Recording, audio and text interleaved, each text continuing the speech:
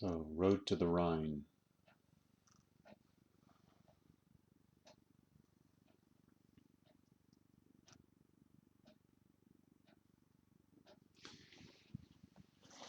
So I was talking with a veteran wargamer yesterday evening, and he was talking to me about the how much this game, Road to the Rhine, by Game Designers Workshop, how much this game was a landmark design when it came out. Um,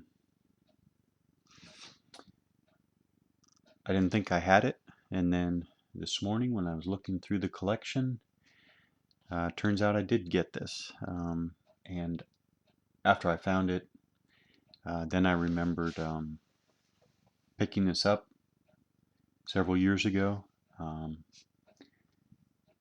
remember grabbing it up because because it was an unpunched copy, um, and I had the idea that this was a fairly hard to get game in this condition, anyways. Um, the box was so beat up that I went ahead and cut out that iconic cover, and then I keep it in a large Ziploc bag. But yeah, um, the Western Front has pretty much always captured my attention in a way similar to, I think, the East Front captures the attention of many wargamers. Um,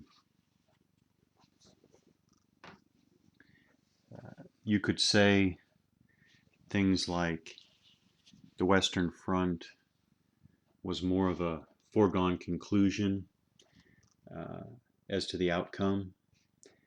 You could say that the forces involved and the operations paled in comparison to the Eastern Front.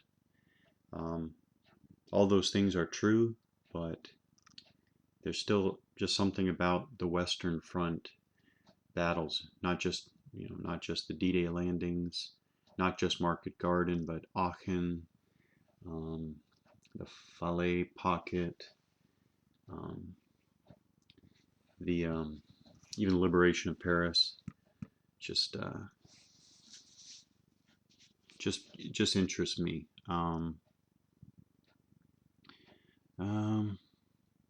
yeah, so this game, um, well, first of all, the maps. There's a north map. There's the north map here. Um, so this is, the north map with Rotterdam, Antwerp, Dunkirk. Um, so there the Allied, on the north map, the Allied player is going to be, driving into the Dortmund uh, area. Um, yep, there's the Ardennes. Um, that's the north map. Now this is the south map that I'm looking at here laid out. So the south map, it's Dijon to Frankfurt on the south map. All these GDW maps, or all the GDW maps that I've seen so far, from the Assault series to this Road to the Rhine, I mean, these GDW maps definitely, they're plain, they're definitely functional, but I also think they're not ugly. They're just kind of have I don't know, an engineering or engineer feel to them. Um, they look like very technical maps. Um, Obviously, what's distinctive on on these two maps for this game are these bright red hexes that are all over. So those are fortification hexes, and you have fortification towns, and you have fortification cities. Um, Other than that, you're really just talking about clear terrain, rough terrain, mountains, and then the fortification hexes.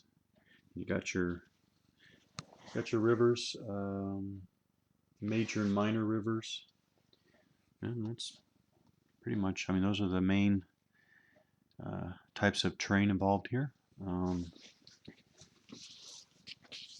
Standard GDW counters, but as with their counters, easy to see from a distance, easy to read, clean, crisp, no no distracting shadows, watermarks, or anything like that.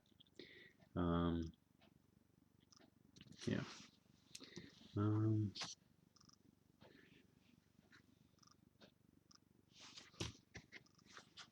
So I see two counter sheets. Yeah. Moderate number of game markers. Not that extreme, actually. So we're talking divisions and brigades. Division, brigade, some regiments. That's primarily what I'm seeing here, but they're supposed to be. I've got some groups, armored groups.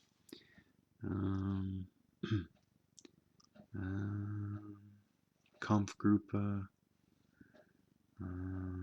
Brigade. There. Yeah. Okay. So there are some battalions. Just a few. Or was that the only one?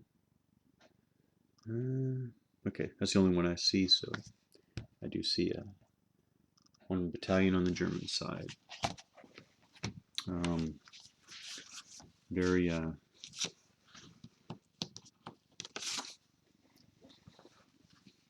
typical plain style black and white GDW tables. Are these the same? Yeah, these look okay. So two identical player aid cards with CRT weather table, air visibility table, and a full page terrain effects chart.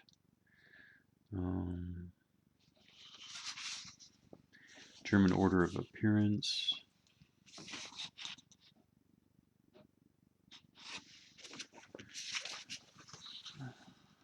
Order of battle.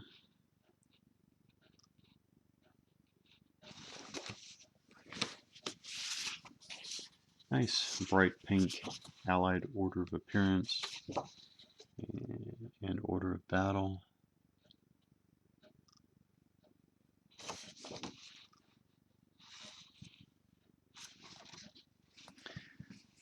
Okay, errata and clarifications. Some counter errata. Errata and clarifications. Map, charts. Yeah. And some errata and clarifications for the scenarios as well.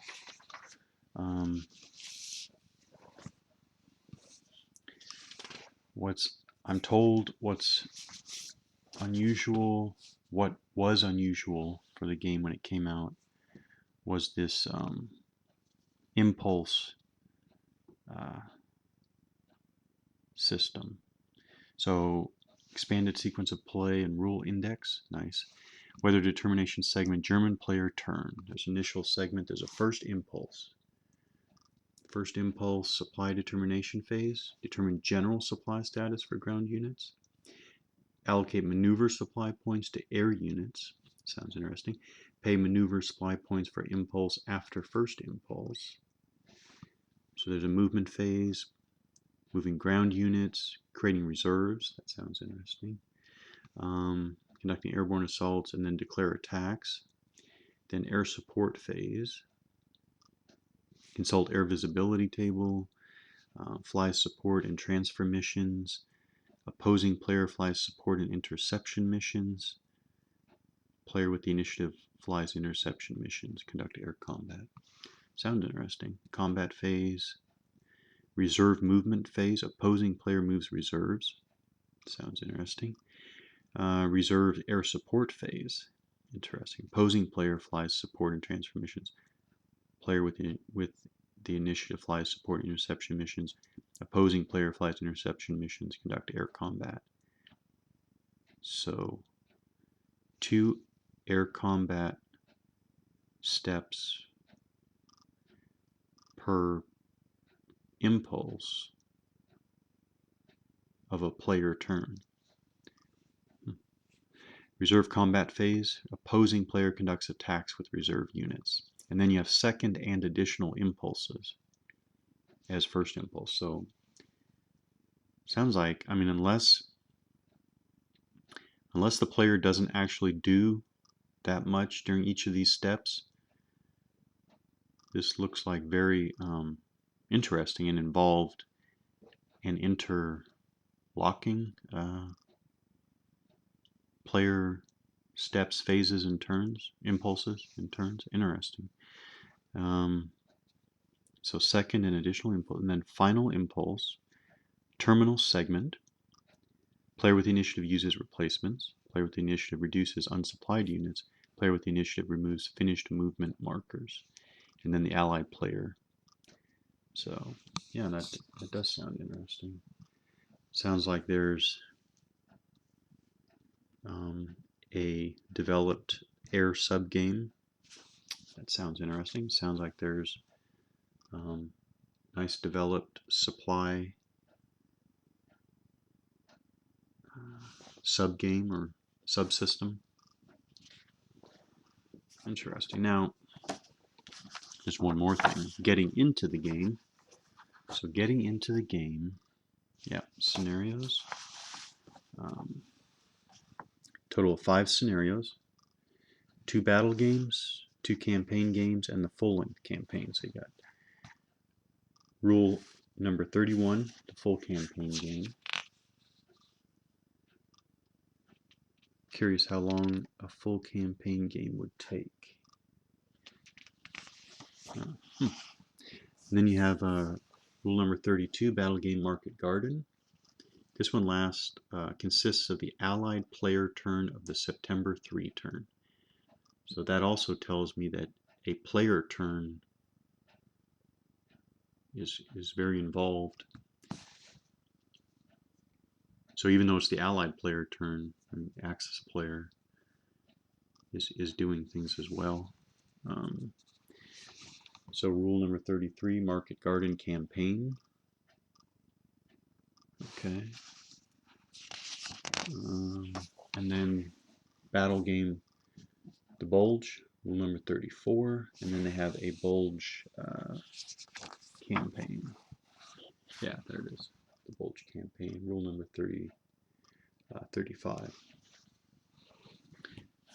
Nice.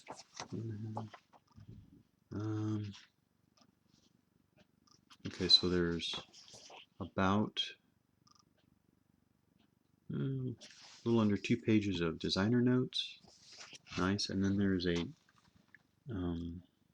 what is it? The game is history.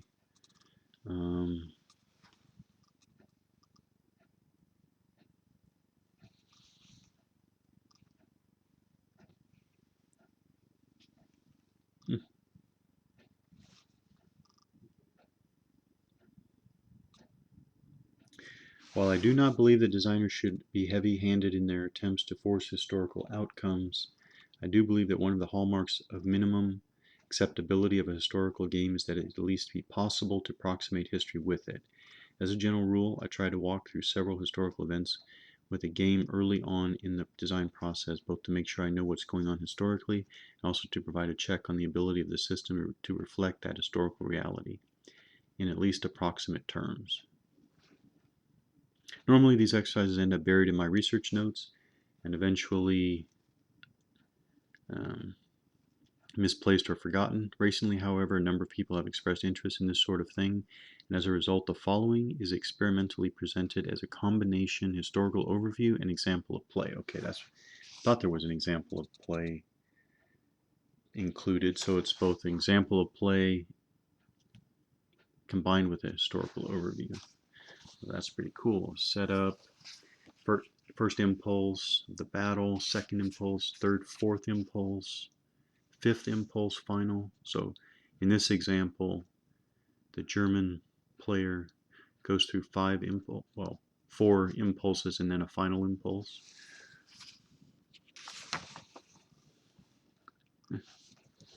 Interesting.